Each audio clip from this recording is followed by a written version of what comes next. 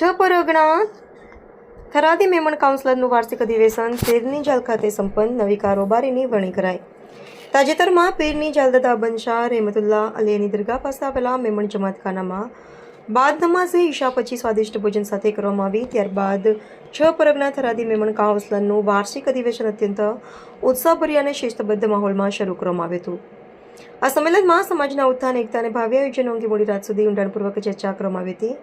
કાર્યક્રમની શરૂઆત પરંપરાગત રીતે કુરાન એ પાકની તિલાવત અને સમાજની ઉન્નતિ માટેની ખાસ દુઆ સાથે કરવામાં આવી હતી.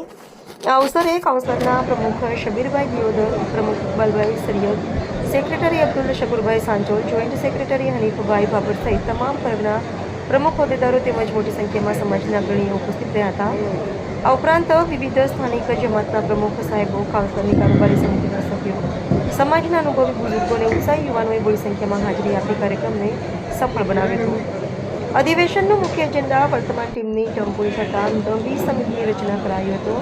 પ્રમુખ શબીરભાઈ અને તેમની ટીમે અત્યાર સુધી કરેલી કામગીરીનો અહેવાલ રજૂ કર્યો હતો.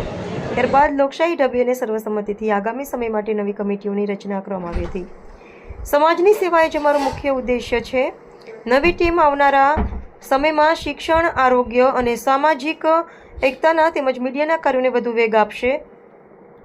કાઉન્સિલર અગ્રણી યુવા અને બુઝુર્ગોનો સંઘમાં અધિવેશનમાં ખાસ વાત એ જોવા મળી હતી કે બુઝુર્ગોમાં માર્ગદર્શન હેઠળ યુવાનોને પણ જવાબદારી સોંપવામાં આવી છે, જે સમાજના ઉજ્જવળ ભવિષ્યનો સંકેત આપે છે. સ્થાનિક જમાતના પ્રમુખોએ પણ કાઉન્સિલરની કામગીરીને બિરદાવી સંપૂર્ણ સહકાર આપવાની ખાતરી આપી હતી. અંતમાં તમામ સભ્યોએ હળીમળીને સમાજને નવી ઊંચાઈઓ પર લઈ જવાનો સંકલ્પ કર્યો હતો અને દુઆ પછી ચા નાસ્તા સાથે સંમેલન પૂર્ણ જાહેર કરવામાં આવ્યું હતું. ઇકબાલભાઈ મેમણ, ધાનેરા.